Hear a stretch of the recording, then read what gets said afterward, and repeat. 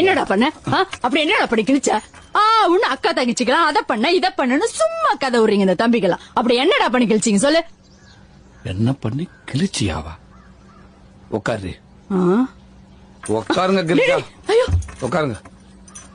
என்ன பண்ணி கிழிச்சியாவா? ஏண்டி உனக்கு தம்பியா இருக்குது எவ்வளவு கஷ்டம் தெரியுமா? உன் புருஷனுக்கு மச்சானா இருக்குது எவ்வளவு கஷ்டம் தெரியுமா? இந்த உட்காந்துக்கு உரலு அவனுக்கு மாமனா இருக்குது எவ்வளவு கஷ்டம் தெரியுமா?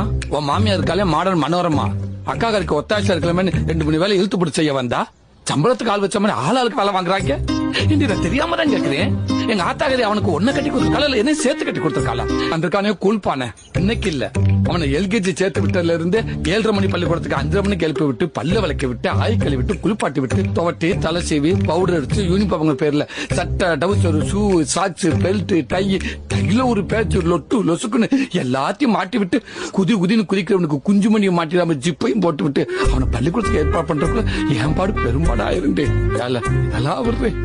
நான் எப்பெல்லாம் சோத்துல கை வைக்கிறேன்னா அப்பெல்லாம் உன் பிள்ளைக்கு ஆய் வந்துருண்டி. திருச்சியில பேரு பண்ண சோச்சக்காரன் கூட என் கைய பார்த்து சோச்சு சொல்ல முடியாம தவிக்கிறாண்டி. உன் பிள்ளைக்கு குண்டிகளை விட்டு என் கைரேகை எல்லாம் அழிஞ்சு போச்சுடி. இதெல்லாம் ஏன் எத்தனை நாளா உனக்கு தெரியல தெரியுமா? எல்லாத்தையும் சொல்லி செய்யறவன் இல்லடி இந்த தாய் மாமே.